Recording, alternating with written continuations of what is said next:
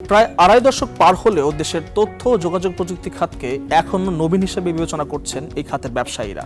আর তাই আসছে বাজেটে কর অব্যাহতি বা প্রণোদনা তুলে নিলে স্মার্ট বাংলাদেশ বিনির্মাণে নেতিবাচক প্রভাব পড়বে বলে মনে করছেন তারা। ব্যবসায়ী সংগঠনগুলোর দাবি, এলডিসি উত্তরণের আগ মুহূর্তে 2031 সাল পর্যন্ত বজায় রাখতে হবে কর সুবিধা। বিস্তারিত জানাচ্ছেন সহকর্মী মুরসালিন হক জুনায়েদ। 2011 সালে 10 বছরের জন্য 27টি ডিজিটাল পরিষেবা খাতে কর অব্যাহতি দিয়েছিল সরকার।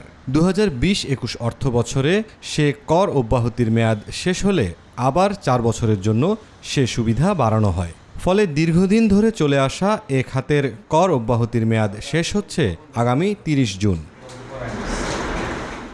বর্তমানে তথ্য প্রযুক্তি খাতের বার্ষিক অভ্যন্তরীণ বাজার এখন প্রায় $150 কোটি, আর রপ্তানি প্রায় $190 কোটি।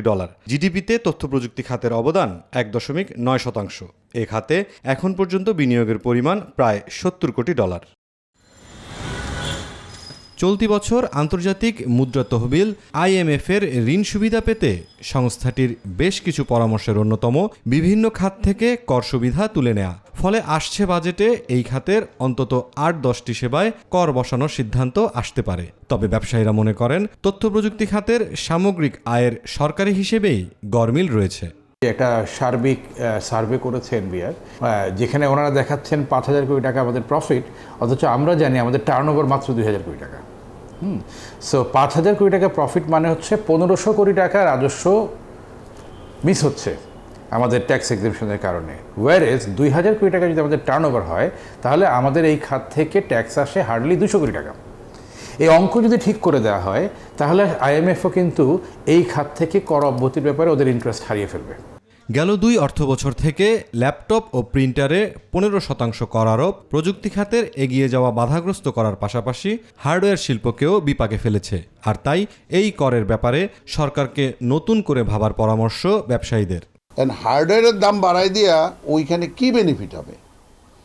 আমরা এর চেয়ে কমাই দেওয়ার পরে যদি আমরা আরও মানুষের কাছে বেশি পরিমাণে ইয়াং জেনারেশনের কাছে ল্যাপটপ বা কম্পিউটারগুলি পৌঁছে দিতে পারি, তাহলে কিন্তু আমাদের রেভিনিউ আরও বেশি বাড়বে। এদিকে দেশের আউটসোর্সিং খাতের ব্যবসায়ীরা মনে করেন, কর সুবিধা প্রত্যাহার করা হলে বাধাগ্রস্ত হবে রপ্তানি বাজার।